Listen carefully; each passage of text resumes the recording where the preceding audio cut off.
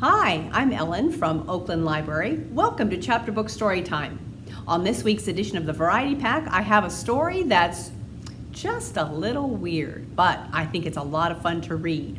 It's called Once Upon a Tim by Stuart Gibbs. So you can already tell from the title that this all fits into the fairy tale category. There are going to be princes and damsels in distress and mythical creatures and wizards. So it does fit into the fantasy category, but the author plays around so much with the themes of fairy tales and the quest, going off on a quest, that it also fits into the humor category because it is just so funny what Stuart Gibbs does with a fairy tale. You might recognize the name of Stuart Gibbs. He's written a few other series. For example, he's written the Fun Jungle series, and he's also written the Spy School series. So he's written a lot of series, you might have read those, and this is a new series called Once Upon a Tim, and the first book has the same title. Let's get started. Chapter 1, Who I Am. Once upon a time, there was a prince who was revered throughout the land for being exceptionally brave, who was known far and wide for his cool and calm presence in the face of grave danger, and who was beloved and adored by all the people of his kingdom. This is not his story. It's mine. I'm Tim. Come in a little closer so you can have a better look at me. I'm like a lot of stories, like Wimpy Kid and some others, the illustrations in this book play a big role and help tell the story. You know how, whenever you see a movie or read a story of olden times, it's almost always about a dashing prince or a beautiful princess, and you're supposed to get all wrapped up in their troubles? Well, there are lots of people who aren't princes or princesses, and trust me, we have way more problems than the rich folks do. We're called peasants, and being a peasant stinks. To start with, we're really, really poor. You see those clothes I'm wearing? Those are the only clothes I own. I've been wearing the same outfit for 2 years, and it was a hand-me-down from a cousin who wore it for 2 years before me. All the princes and princesses live in castles with hundreds of rooms. I live in a hut. See? You might be thinking to yourself, gosh, it's awfully small, but it looks pretty cozy. Well, it's not. For example, look at the windows. Oh, that's right, you can't, because there aren't any windows. Peasants can't afford stuff like glass, which means that any animal that wants to get in your house can do it. Flies, lice, raccoons, muskrats, wild boars, the occasional dragon. While I'm on the subject, here are a few other things we don't have. Air conditioning, heaters, refrigerators, televisions, internet, bathrooms.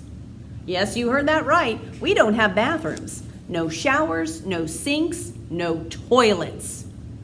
Oh, all right, I'll admit the princes and princesses don't have flush toilets either, but they at least have separate rooms to do their business and professional wipers to clean them afterward. But the worst part of being a peasant isn't really what we don't have. It's what we can't do. See, there's only one way to become a prince or a princess. You're born into it. That's it. No one can apply for a job as a royal family member. If you're a peasant boy, like me, you have one option: peasant. My parents are peasants, so were their parents, and their parents before them, and so on, and so on, and so on, going all the way back as far as anyone can remember, which, given that there aren't any history books readily available, is about 70 years. There's nothing you can do about it. Almost. It turns out there is one way a peasant can change his lot in life. It isn't easy, though. In fact, it's extremely dangerous. Ridiculously, terribly, insanely dangerous. But if you're smart, brave, confident, trustworthy, honest, and, if you don't die in the process, then you might be able to pull it off. I was willing to give it a shot because, like I said, being a peasant stinks. Okay, I'll admit some people are content with peasantry, like my parents, and all my uncles and aunts, and all my distant cousins, and most of my neighbors, but it just wasn't for me. So, this is the story of how I took that shot and how it led to the greatest adventure of my young life, along with plenty of danger and peril and treachery and doom. It's a good story though, I promise. And there are some awesome pictures too. So settle down, get cozy, maybe make a quick stop to use the bathroom with your flush toilet, you lucky duck, and I'll tell it to you right now. Chapter 2, What Started It All. Even though this is my story, it begins with a princess. This princess right here.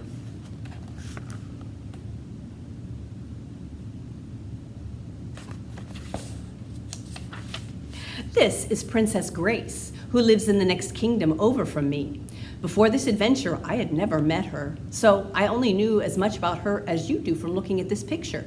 She was famous for being beautiful and lovely and kind. People said that she had a voice like an angel, and that when she sang, woodland creatures would gather around and gaze at her adoringly, although you can't really believe everything you hear. But she did have quite a good reputation. And then this happened. Aye! Princess Grace was snatched away by a monster. And not just by any monster, the most horrible, terrible, deadly monster you can imagine. No, not a dragon. Dragons are powder puffs compared to what I'm talking about. She was taken by a Stinx. Not a sphinx, a Stinx. A sphinx is a creature with the head of a human, the body of a lion, and the wings of a bat, and a habit of asking really terrible riddles. A Stinx is far worse. It has the left side of a lion, the wings of a bat, and the right side of an entirely different lion who doesn't get along with the first, so it's always in an incredibly bad mood. Also, as you might have gathered from its name, it smells awful. Worse than awful, really. It has the most toxic, terrible, malodorous stench of anything you have ever encountered. I recognize that you might not know what malodorous means. Occasionally, I'm going to drop a big word in here and then share the definition. That way, if your parents ever start giving you grief for reading a book with lots of pictures in it, you can tell them it's actually educational. Then wow them with one of the words you've learned. They'll be so impressed, they might even let you stay up past your bedtime to keep reading. For help finding them, I'll even throw in those handy IQ booster arrows. So, when he has a big fancy word like malodorous, he's going to put this IQ booster symbol in it. Since you might not always see that symbol, I'm going to ring a bell every time we have one of those IQ booster words. Anyhow, malodorous means really, really, really smelly. Imagine the smelliest thing you can think of and then triple it. The kind of smelly that could kill a canary. So, a Stinx has two heads that don't get along, which makes it very little fun to hang out with, and a smell that keeps anyone from coming within 5 miles of it. Therefore, they are the most ill-tempered, vile, and nasty creatures that have ever lived, and are prone to doing jerky things like capturing princesses, knocking over churches, and urinating in the town reservoir. Of course, everyone in the kingdom was extremely upset that their princess had been captured, especially her parents. But the king and queen also saw an opportunity here. If you've ever read a fairy tale, you know that the standard way for a princess to meet a prince is to end up in peril. The princess gets captured by a vicious beast, or moves in with a bunch of dwarves and then eats a poisoned apple. Or if she's a real drama queen-to-be, she pricks her finger on a spinning wheel and falls asleep for 100 years along with the rest of the kingdom. Then the prince comes along and rescues her. They immediately fall in love, and all is well and good. I know. It would probably be much more efficient if they just had social mixers, but that's the way things were done back in my day. So the call went out to all the nearby kingdoms to see if there were any dashing, daring, and eligible young princes who wanted to rescue the princess and win her hand in marriage. Since my kingdom happened to be right next door, we were the first to hear about the situation with the Stinx, and our prince was very intrigued. Remember that prince I mentioned before, the one at the beginning of the book? Well, here's another picture of him to jog your memory. Oops, sorry. This is Prince Ruprecht. He'd always had a serious crush on Princess Grace, and his parents, King and Queen Goodheart, who are right behind him, liked Grace a lot too. But not because she was beautiful or smart or strangely attractive to woodland creatures. It was because she was rich. You see, King and Queen Goodheart might have ruled our kingdom and lived in a really big castle with 164 rooms, but they weren't very smart. As a result, they made some really bad investments. Recently, they had blown their entire fortune on a goose that was supposed to lay a golden egg. It turned out just to be a regular goose. It could have at least made a nice meal, except the king then traded it for some magic beans, which of course turned out to be just regular beans and were promptly eaten by a mouse. Anyhow, Prince Ruprecht decided to answer the call, defeat the Stinx, rescue the princess, and win her hand in marriage, along with all her money. There were just two problems. Number one, Ruprecht was a coward. Number two, Ruprecht didn't have any knights to join him on his quest. Once our knights had learned that the king and queen had blown all their money on a goose, they went to work for royals who could actually afford to pay them. Having no knights and no courage left Ruprecht in a bit of a pickle. But then his sinister advisor, Nerlem, came up with a plan. Nerlem was a sneaky, shifty guy, and royals always need sneaky and shifty people to advise them. Nerlem was the one who had spread all the rumors that Ruprecht was brave and dashing in the first place. And he'd also covered up the story of the bad goose investment. Now he came to Prince Ruprecht with a plan that was quite dastardly. Did you notice I dropped another good word in there? Dastardly means wicked, cruel, or really, really jerky. As in, the dastardly school administrator cut the budget for the new books for the library. The plan was also clever and devious, but it required someone they could take advantage of, someone well-meaning and dutiful and trustworthy who they could trick. Basically, it required a sucker. And sadly, that's where I came in. Chapter 3, How I Got Suckered. I was chopping wood with my best friend Belinda when I first heard about the princess. It was around noon on a day in spring. Belinda was not supposed to be chopping wood at all because she was a girl, although both of us thought that was ridiculous. In our time, girls were only supposed to do stereotypical girly things like making dinner, scrubbing floors, taking care of children, and, if they were princesses, getting abducted by mythical creatures. If they had calendars, they'd all look like this. Same thing every day. Dawn, wake up. Daylight hours, stereotypical girly things. Night, sleep. However, Belinda's calendar wouldn't look like that because she was an iconoclast. An iconoclast is someone who rebels against the usual way of thinking. Like, in my time, there were some iconoclasts who insisted that the Earth wasn't actually in the center of the universe, with the sun and the moon and everything else revolving around it, and that, in fact, the Earth revolved around the sun. We thought all those folks were even nuttier than the people who believed you could repel dragons by putting broccoli in your shoes. For the record, iconoclasts often don't get treated very well. Lots of folks are afraid of people who think differently than they do. And that was the case with Belinda. While I was annoyed by my lack of options in life, Belinda's options were even worse. If a girl wasn't born royal, she had two career choices, housewife or witch. Belinda hated the idea of being a housewife, and she didn't have the skills to be a witch. She was terrible at casting spells. Almost every time she tried to put a spell on something, it didn't work. Nothing would happen at all. Although once, she managed to turn a carrot into a rutabaga. But it still tasted awfully carroty afterward. Belinda was not supposed to be chopping wood with me that day. She was supposed to be mending her father's best, and only, pair of knickers. But she had snuck out to help me instead. We were in the woods near the castle, felling an oak tree, when the town crier came along. That day he was crying a lot more than usual.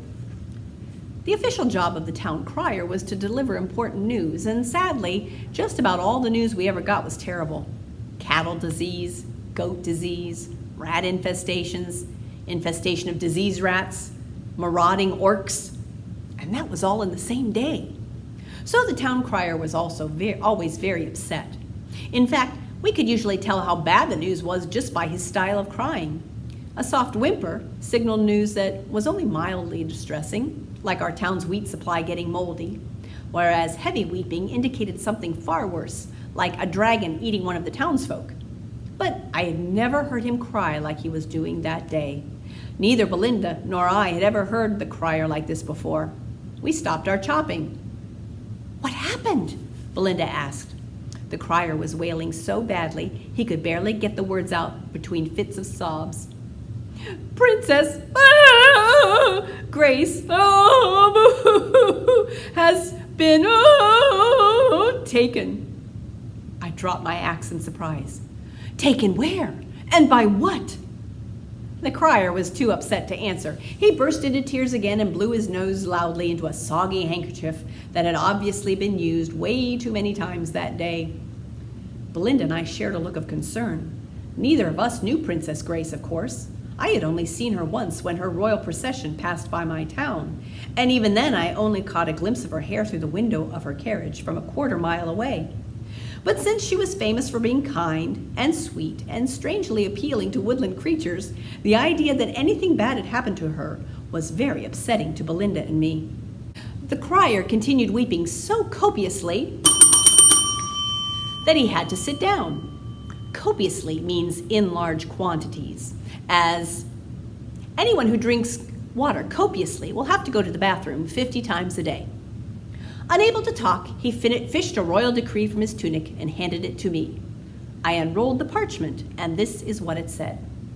"Official royal decree of Ruprecht Goodheart, most excellent, brave, and devastatingly handsome prince of the glorious Kingdom of Wyld. Hear ye, hear ye. It is with heavy heart that I must share terrible news from our neighboring kingdom. The lovely Princess Grace has been kidnapped by a Stinx. But do not despair. I, your extremely brave prince, plan to rescue Grace. I shall journey to the lair of the Stinx atop Mount Neverest, then kill the wretched beast and bring the princess home safely. But I cannot do it alone. I am looking for some equally brave and handy young men to become my knights and join me on this quest. Tryouts will be held at Goodheart Castle this very afternoon. Have a nice day. Prince Ruprecht." Upon reading this, I experienced two very different emotions. I was very sad to hear about Princess Grace. But, I hate to admit it, deep down inside, I was also kind of excited. There had never been a call to recruit knights in the Kingdom of Wyld before. Remember, back at the end of Chapter 1 when I told you there was a way a peasant could change his life? Well, this was it. You didn't need to come from a noble background to be a knight. You didn't need to be of royal birth. You didn't need to be rich. All you needed was to be brave, courageous, plucky, fearless, adventurous, determined, and willing to look death in its eye on a regular basis. And in this particular case, you also needed to be gullible, although I really didn't know it at the time. Gullible means that you can be easily tricked. For example, tell your best friend if they look up gullible in the dictionary, they will find a photo of themselves. If they do it, then they are gullible, and you will have a nice laugh at their expense. The trick that Ruprecht and Nerlin were playing, however, was not quite as good-natured. The truth was, they weren't really looking for knights at all. They were looking for people who they could fool into thinking that they were knights. Gullible people, like me. "I'm going to do this," I said. And to my surprise, Belinda said, "Me too." Chapter 4. Why Belinda Came Along. "You can't become a knight," I told Belinda. "Knights are boys, and you are a girl." I'm very well aware of that," she replied, "which is why I'm not going to tell anyone that I'm a girl." We were hurrying through town toward Goodheart Castle, figuring that the tryouts for becoming a knight would be starting soon. Both of us were walking as fast as we could. I said, "I think they're going to notice you're a girl, whether we tell them or not.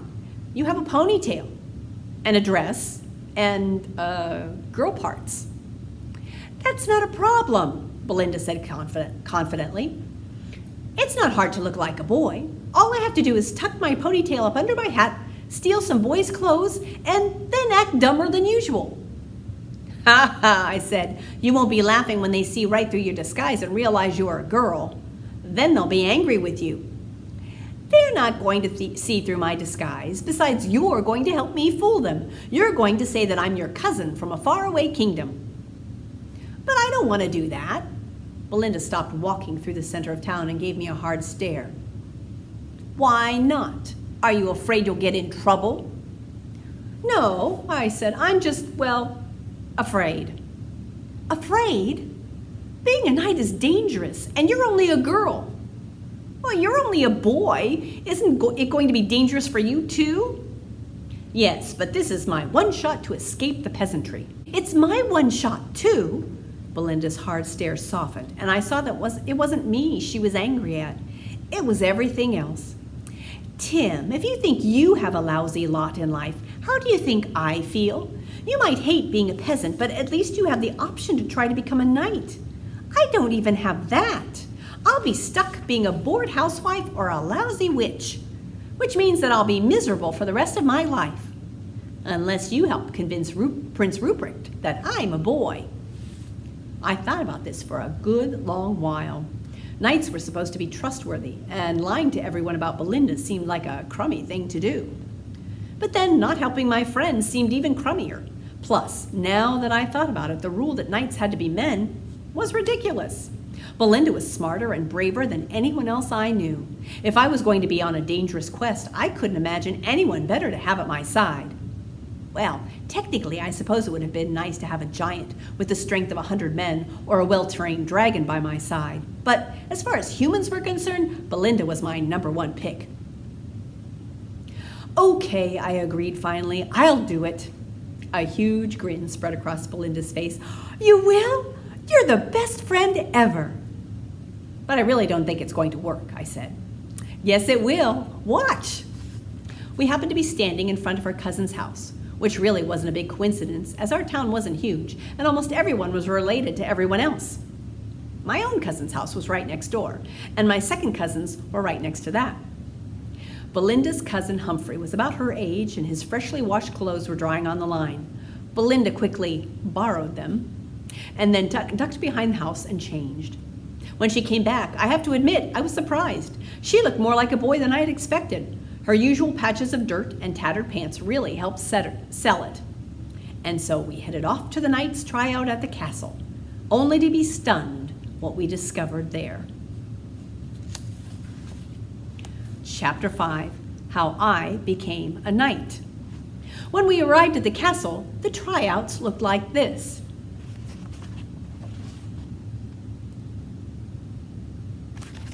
Belinda and I were the only ones who had shown up.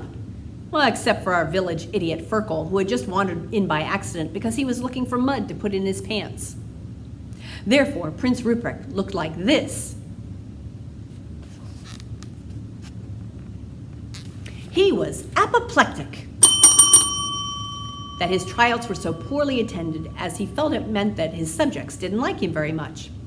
Apoplectic means really, really angry, as in, my mother was apoplectic after I said that her gruel was runny. In truth, there were probably lots of reasons why people hadn't shown up. Most of the peasants in the village were very busy, doing things like hunting or farming so that their families wouldn't starve to death. And there were probably lots of people who didn't want to be Ruprecht's knights because they weren't always that brave, or they were too old, or they were allergic to Stinx dander. Although, it's quite likely that everyone else in town simply wasn't as gullible as Belinda and me.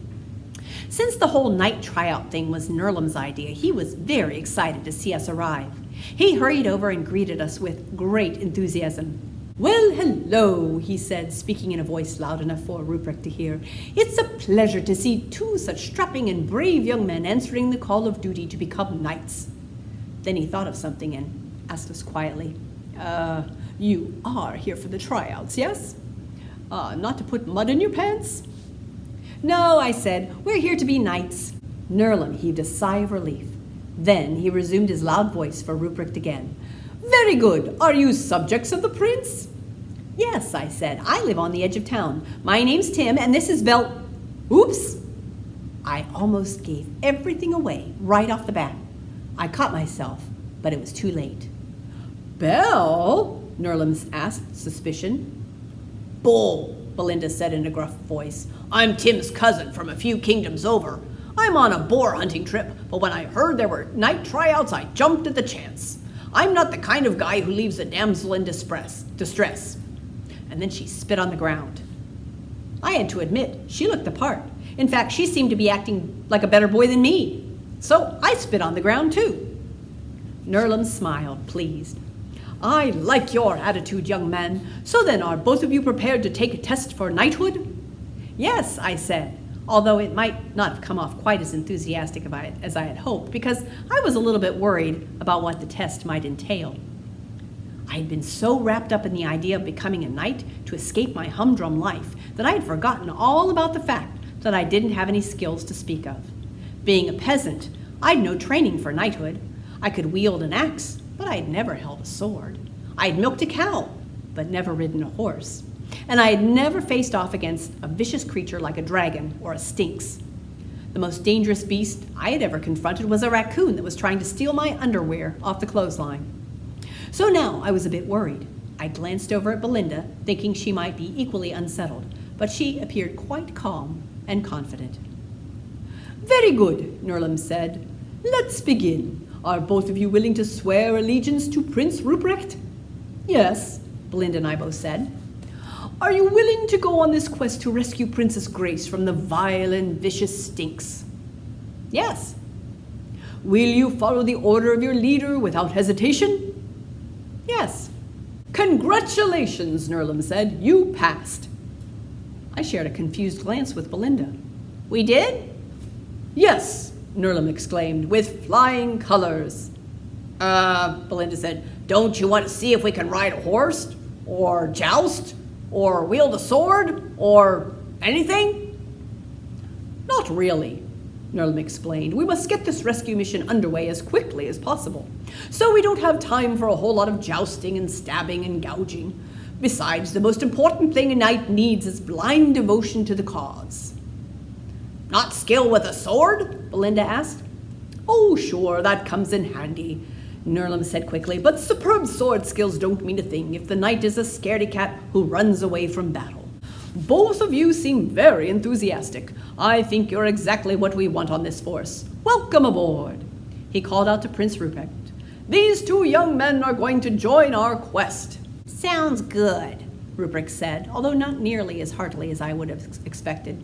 He then pointed to 𝑂𝑛𝑐𝑒, who now had several buckets worth of mud in his pants. Let's take this guy too while we're at it. Him? Belinda cried. That's the village idiot. He's wearing a live chicken instead of a hat. He can't possibly be a knight.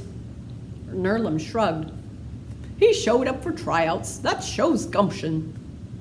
Belinda started to protest again, but I cut her off. I didn't care that our test hadn't been difficult. In fact, I was thrilled.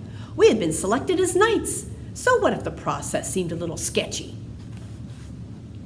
Thank you, I told Nerlum. We are very excited to be part of the force. What do we do next? Go home and get your bags, Nerlum said, then report back here at first light. Tomorrow we embark on our glorious quest to face the Stinx. Even though this was frightening, I was still ecstatic. And despite her concerns, Belinda appeared excited as well.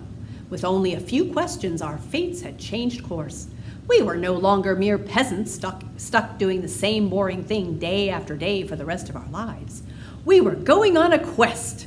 We would get to leave our little village for the first time. We would get to face horribly dangerous creatures that would try to kill us. Actually, that last sentence probably should have had an exclamation point, but that's how happy I was. I was so desperate to stop being a peasant, I was willing to face the occasional Stinx. Although, as it turned out, I really should have been more worried about Nerlum and Ruprecht. I'm going to skip ahead a little bit to the middle of chapter 6. This is the chapter when Tim goes home to tell his parents that he's off to join a quest. They're not too keen on his going off. What's wrong with being a peasant? It's all we've ever known. But there's one detail I want you to hear about. his pet. I want you to hear about his pet. I set to work packing my things for my journey the next day, which didn't take long, as I didn't own very much. For example, I didn't have to pack any spare clothes because I didn't have any. Then I took some time to say goodbye to my faithful dog, Rover. That's not a typo. I don't have a dog, I have a dog. F-R-D-O-G. He used to be a dog, but he kept digging up the vegetable garden of our next door neighbor. Which way did he go? Which way did he go? One day, which way did he go got fed up and turned him into a frog. Sort of. She wasn't a very good witch, so Rover ended up as a large frog that acts exactly like a dog. A fur dog. He's still a great pet, though. He's loyal and loving, although he's a bit slimy. And now when he chases squirrels, he can actually catch them. There's the fur dog, Rover, catching a squirrel. Chapter 7. Why the quest got off to a bad start. As promised, Belinda and I reported to Goodhart Castle first thing in the morning, ready to begin our quest. Nerlem met us there, as did Firkle, although it turned out that that's no big deal, as Firkle hadn't even gone home. He'd gotten his head stuck in one of the castle's cannons and spent the night there. Prince Ruprecht was late. Even though we were at his castle, we still had to wait for him. It turned out princes normally don't get up at the crack of dawn. They do something called sleeping in, which is where you lie in a bed until you feel like getting up, which according to Nerlem could be sometime in the middle of the day for Ruprecht. Apparently, princes don't have chores. Nerlem had roused him, but Prince Ruprecht was groggy and cantankerous, and took his sweet time getting dressed and ready. Cantankerous means bad-tempered, as in, the cantankerous librarian kept shushing me every time I laughed at the hilarious book I was reading. Hey. While we waited for Ruprecht, Nerlem took care of outfitting us with everything we needed to be knights. He took us to the armory to get swords and knives and crossbows. He took us to the forge to get armor. He took us to the stables to get horses and saddles. And then, because Ruprecht still wasn't ready, we practiced with our weapons for a bit in case on the castle artillery range. I had some skills with a crossbow and knife, as I had hunted for food a lot, and while it took me a while to get the hang of a sword, I was in good physical shape after all my days working in the fields and chopping wood. So I wasn't too bad with any of my weapons. Belinda had a bit more trouble because, as a girl, she had less opportunity to hunt or work the fields. She wasn't supposed to do either of those things at all, but occasionally she snuck away from her knitting or sweeping to join me. She wasn't particularly accurate with a weapon, but she was definitely enthusiastic. Meanwhile, Firkle somehow got the hilt of his knife stuck up his nose.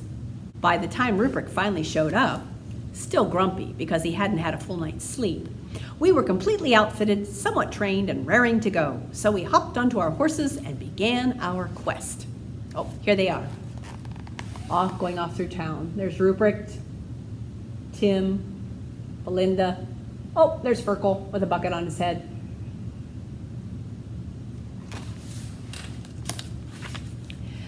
You may have noticed that Belinda and I didn't look quite as impressive as Ruprecht. As prince, Ruprecht got a lot of things that we didn't, like a custom-made, form-fitting suit of armor, which was nice and shiny because it had never been worn. And he had his own horse, a gallant steed named Charger, while Belinda and I got some old horses that were well past their prime. Of course, we still looked more impressive than Firkle, but then I've seen foot fungus that looks more impressive than Firkle. However, no one was really looking at us anyhow. They were all looking at Ruprecht.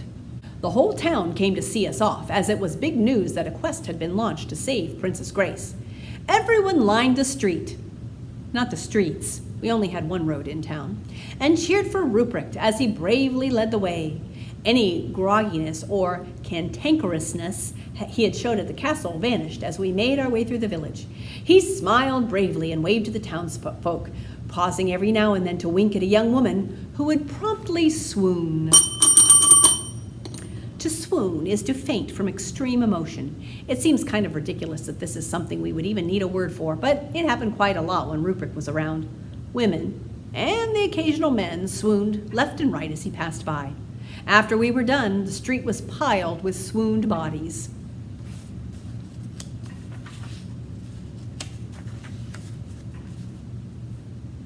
However, once we were outside town and away from the townspeople, Prince Ruprecht stopped smiling and winking. He grew grumpy and sullen again. "How much farther is it?" he asked Nurlem. It's quite a long way," Nurlem replied. We're still within sight of the village." Ruprecht said with a groan. "This is boring. When are we going to get there?" "Not for a long while," Nurlem said, looking quite irritated. "Can't you just do some magic and let us get there instantly?" Ruprecht asked. Nurlem stopped looking irritated and began looking embarrassed. No." "Why not?" Ruprecht whined. "Because I said so, that's why." I shared a look with Belinda. We had always been told that Nurlem was a great and powerful wizard, but now it occurred to me that the person who had told us that was Nurlem himself. He was always proclaiming things like, "Behold, I am Nurlem, the great and powerful wizard. Do not cross me, or I shall turn you into a newt." However, I had never seen him turn anyone into a newt, or any type of amphibian for that matter, and his answer to Ruprecht's question seemed really evasive. Evasive means that it sounded like Nurlem was avoiding the question, as though he didn't have a good answer for it. Adults are often evasive when answering perfectly good questions that kids ask, like, "Why are you allowed to use bad words when I can't?" "Where do babies come from?" And "Can I get a new dog because my old one got turned into a frog?" Given Belinda's look, she seemed to be suspicious of Nurlem as well. Ruprecht didn't seem suspicious either. He was sulky and moody. His bad mood had returned with a vengeance. "Where is this lousy Stinx lair anyway?" he groused. "I'm glad you asked," Nurlem cried, seeming relieved that he could change the subject. "I have a map right here." He pulled a roll of parchment from his robe and unfurled it. So, let's see what we got here. Here is the village, and here is the lair of the Stinx. So they have to go through the Forest of Doom, cross the River of Doom, go into the Chasm of Doom, cross the Mountains of Doom, and then head to the lair. We gathered around to take a look, except for Ferkel, who was distracted by a very pretty butterfly. I felt a shiver go up my spine. "Wow," I said, "there's an awful lot of doom in our kingdom." "Yes," Belinda agreed, "plus whoever named all these places wasn't very creative." I asked Nurlem, "How far is it to the Forest of Doom?" "I don't think it's too far," Nurlem replied, at which point Ferkel gave a blood-curdling stream of abject terror. We all looked up from the map again. Nurlem's face went pale with fear. "In fact," he said, "I think we are here." The next chapter, Chapter 8, is called How We Survived the First Monster, and so now the quest is underway. Will they succeed in rescuing Princess Grace? I think I'm going to stop here because the battles with the monsters and the treacherous journey through all of those places of doom is underway, and I'll leave that as a surprise for you when you pick up the book. It's available in print at EVPL locations. Once Upon a Tim by Stuart Gibbs. It's part of a new series. And the second one, The Labyrinth of Doom, will be out this fall. So, thank you for joining me today on Chapter Book Storytime. We'll see you again next time. Bye-bye.